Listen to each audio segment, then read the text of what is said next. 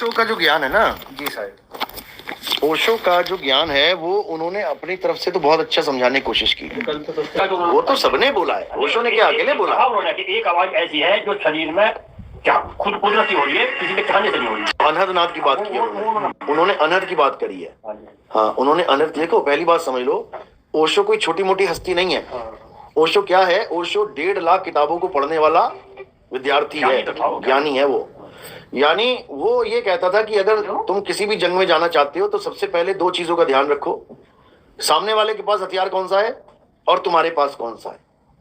सामने वाले के पास है AK-47, लेके आना। अच्छा, सामने वाले के पास है AK-47 और तुम लेके जा रहे हो देसी तमंचा, और तुम मारे जाओगे पक्का। हेलो, तुम जब तक लोड करोगे इतने में 56 गोलियां निकाल देगा, वो 47 गोलियां निकाल देगा। तो इसी प्रकार ओशो ने क्या किया, उसको पता है कि मेरा करियर किसमें है, मेरा करियर ज्ञान में है। वो ज्ञान में ही अपना करियर ढूंढ रहे थे, PhD कर रहे थे ना वो। तो जब ज्ञानी बंदा होता है तो उसका हथियार क्या होता है? ज्ञानी का हथियार क्या होता है? ज्ञान। उसका हथियार ज्ञान है। और ज्ञान उस वक्त कहां से मिलता था? 2 ही जगह थी केवल, या तो किसी ज्ञानी पुरुष से या फिर किताबों से, तीसरा कोई स्रोत था ही नहीं।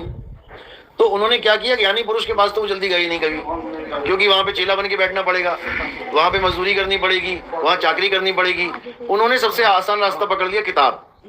यानी कोई भी ज्ञानी पुरुष जो अपना पूरे जीवन का अनुभव लिख के गया है, बिना उससे मिले, बिना उसको गुरुजी करे, उसका पूरा अनुभव चोरी करना है तो क्या करना है? वो ग्रंथ पढ़ लो, वो पूरा माल तुम्हें पता लग जाएगा, अगर तुम थोड़े से भी उस लाइन में हो। अब जो इस लाइन में नहीं है, उस लाइन में, उसको तुम पढ़ा दो, वो ग्रंथ वो समझ नहीं पाएगा। एक डॉक्टर है, वो किसी दूसरे डॉक्टर की लिखी हुई किताब को बड़े आराम से पढ़ भी सकता है, समझ भी सकता है। वो जान रहा है कि ये क्या लिख रहा है, ये किसके बारे में लिख रहा है। एक इलेक्ट्रीशियन है, वो दूसरे इलेक्ट्रीशियन की लिखी हुई चीज को समझ सकता है, वो जान रहा है कि ये किस लेवल की बात कर रहा है। इसी प्रकार ओशो ने, ज्ञान तो उसको था ही जितना भी था, उसके बाद जो उसने किताबें पढ़ी हैं उसके ज्ञान में इजाफा होने लग गया। शुरुआत में ओशो के पास केवल वही ज्ञान था जो आम दुनिया के पास होता है, लेकिन जब उसने संतों की किताबें पढ़ी तो उसको वो ज्ञान समझ में आने लग गया जो आम आदमियों के पास नहीं होता। नाद का ज्ञान, शब्द का ज्ञान, लोगोस बोला गया उसको, लोगोस का टाओ बोला गया, बहुत से नामों से उसको पुकारा गया। ओशो को इतनी बात तो समझ में आ गई कि ये बात एक ही है, यानी जल, वाटर, नीर तो है पानी, वस्तु तो एक ही है, नाम अलग अलग है इसलिए दुनिया लड़ रही है। इस चीज को वो समझ गया और उसने हर ग्रंथ को पकड़ के उसमें सबसे मेन चीज क्या पकड़ी कि ये जो जितने भी धार्मिक ग्रंथ है इसमें कमजोरी क्या है, कमजोरी क्या है। एक बहुत बड़ी चैन है, बहुत मजबूत चैन है, ये मोटी मोटी लोहे की चैन, लेकिन बीच में एक कड़ी ऐसी है जिसमें धागे से बांध रखा है वो, यानी कि एक सूत के धागे से 2 लोहे की चैन को बीच में सूत के धागे से बांध दिया, और ये मोटी मोटी चैन है वो। तो कितनी मजबूत है वो? धागे जितनी मजबूत है वो धागे जितनी मजबूत है, जैसे ही जोर पड़ेगा वो धागे जितनी मजबूत है वो टूट जाएगी। बस ओशो ने यही किया। हर धर्म में जो माइनस पॉइंट थे, जहां पे वो हथौड़ा मार के उसका शक्ल ही बदल दे, ये पॉइंट उसने ढूंढ लिए। यानी कि ऐसा तर्क दे दिया कि सामने वाला चित्त, जवाब ही नहीं है। और ये बिल्कुल सत्य है कि सामने वाले के पास जवाब नहीं होते थे ओशो के, सरेंडर कर देता था। पूरी दुनिया के लोग झुमा दिए उसने, समझे, ज्ञान तर्क से। और दूसरी चीज क्या थी? कमजोरी ढूंढना। एक तो ग्रंथों में ढूंढ लिया और इंसानों में भी ढूंढ लिया।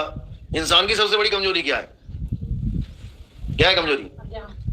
अज्ञान तो चलो है ही है। बड़े से बड़े नेता को, बड़े से बड़े आदमी को फंसाना हो, बड़े से बड़े राजाओं को फंसाया गया। कैसे फंसाया गया? तख्ता पलट कैसे होता है?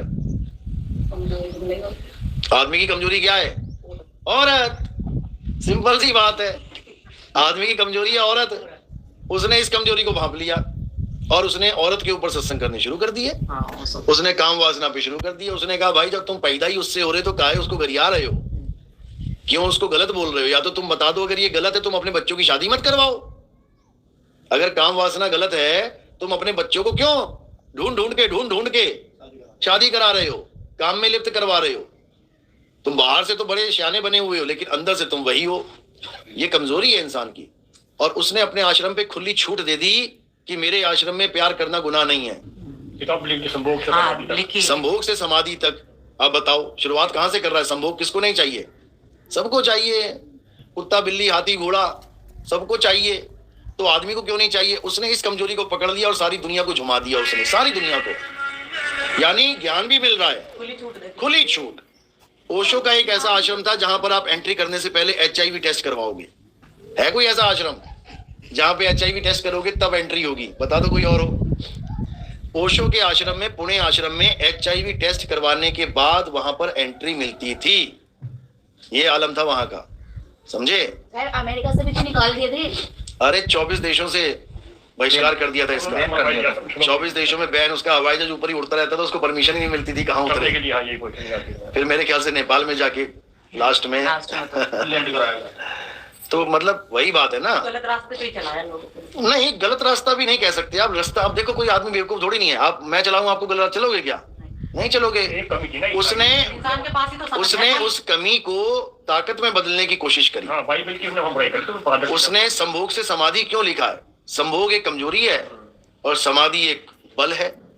उसने कहा कि जहां तुम गिर रहे हो, जहां तुम टूट रहे हो, तुम उस पर फोकस कर लो, उसको सुधार लो, तो तुम बलवान हो जाओगे। बच्चे फेल क्यों होते हैं? क्योंकि वो उस सवाल को पढ़ते ही नहीं है जो सबसे मुश्किल होता है, और टीचर वही देता है।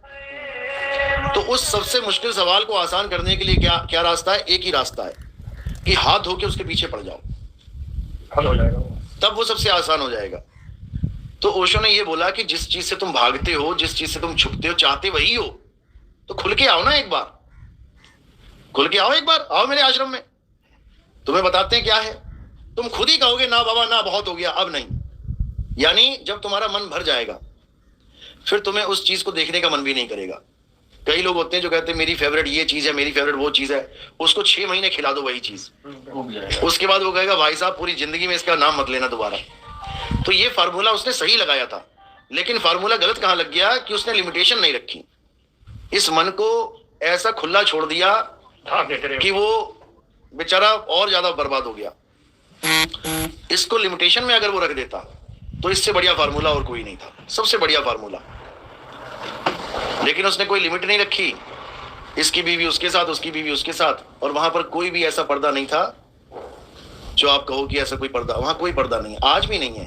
आज भी कई आश्रम ऐसे हैं, हालांकि सब ऐसे नहीं है कि सब ऐसे ही होते हैं, नहीं, लेकिन वहां पर इस चीज पे फोकस बहुत ज्यादा किया जाता है कि अगर आपके मन में कोई उथल पुथल है तो आप भक्ति नहीं कर सकते।